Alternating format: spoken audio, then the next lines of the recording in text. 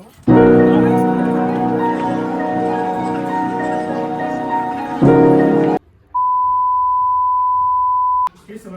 warahmatullahi wabarakatuh.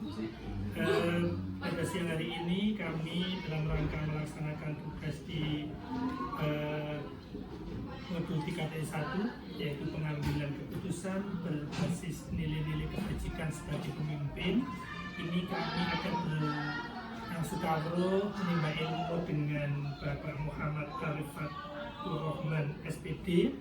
Beliau adalah Kepala SMP Al-Bisri Semarang. Sugeng Injang Bapak. Sugeng Injang Pak.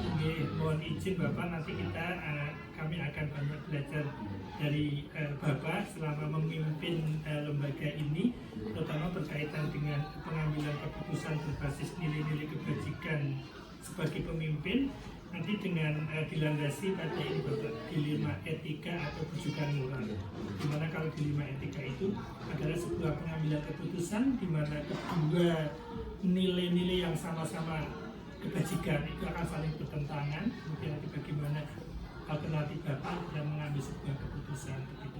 Jadi nanti sifatnya mungkin umum Bapak, sifatnya umum, apa-apa yang mungkin sebuah pengalaman Bapak untuk share kepada kami sebagai pembelajaran kami begitu Bapak. Oke Bapak, yang pertama Bapak Pak Arif ini kalau selama ini mengidentifikasikan sebuah permasalahan itu antara dilema etika dengan sebuah rujukan moral ini, membedakannya itu Bapak?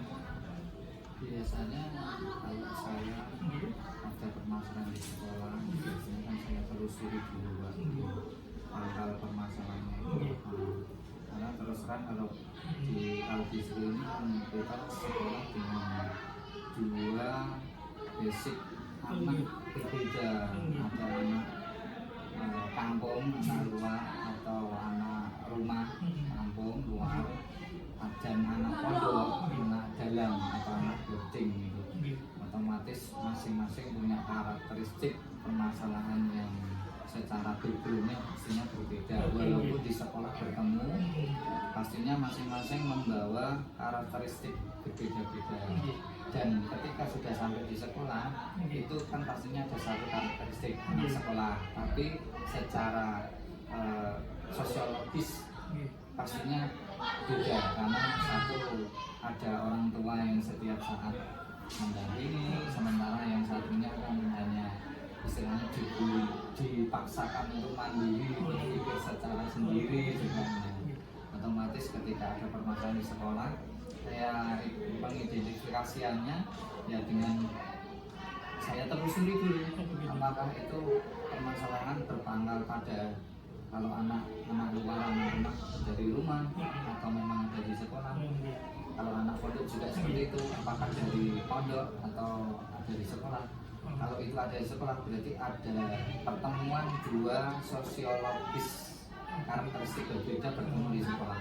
Pastinya itu ada gesekan, tetapi saya yakin itu masih normatif, karena di sini kan intinya belajar, sehingga masih normatif. Sementara kalau itu permasalahan ada dari masing-masing, datangnya dari masing-masing salah satu Mbak, nah itu baru nanti kami telusuri. Kalau sudah ketemu memang itu permasalahan dari salah satu, itu kami selesaikan.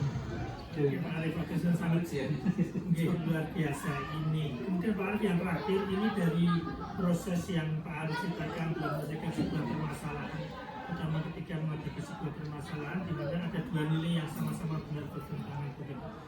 Dari selama ini yang Pak Arif ambil itu, ini ada satu kesimpulan pembelajaran apa gitu yang mungkin bisa Pak Arif bagikan kepada kami, pembelajaran dari proses menyelesaikan sebuah masalah itu. Inti dari pelajarannya ya, masing-masing kita ini kan pribadi yang berbeda.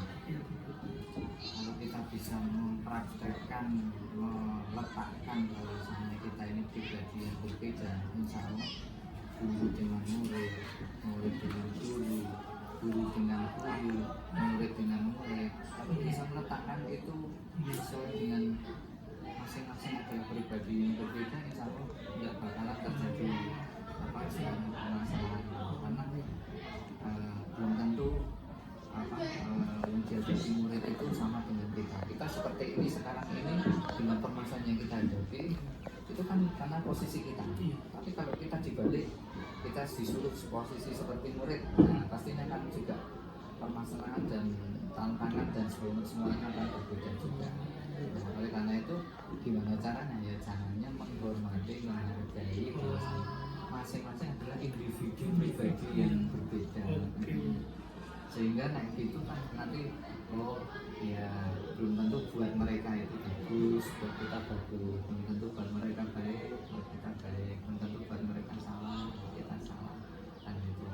Karena kita dari awal sudah tahu masing-masing pribadinya berbeda-beda, punya karakter berbeda-beda, punya kelebihan dan kekurangan berbeda-beda. Kalau kita pukul rata sama ya itu namanya kita egois untuk kita sendiri ya. Tapi kalau kita bisa meletakkan ini seperti ini, murid si A sama si B kan punya karakter sendiri.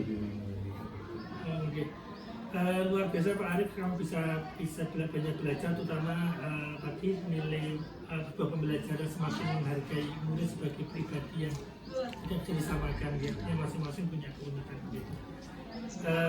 Sekali lagi terima kasih Pak Arief, ini ilmunya luar biasa, sangat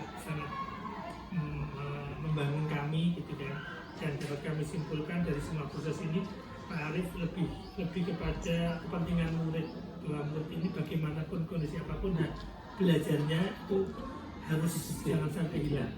Dan ketika berbenturan dengan mungkin pemilik institusi ini, ya tetap kembali Pak Arief, kepentingan murid ini luar biasa, dan semoga kedepannya Pak Arief dalam memimpin SMP Al-Bisri semakin sukses dan senantiasa diberi kemudahan, kelancaran, terutama kesehatan, lahir batin, dan saya pribadi mengucapkan terima kasih sekali kepada Pak Arief, dan mohon maaf telah mengganggu waktunya. Pak Arief. Wassalamualaikum warahmatullahi wabarakatuh.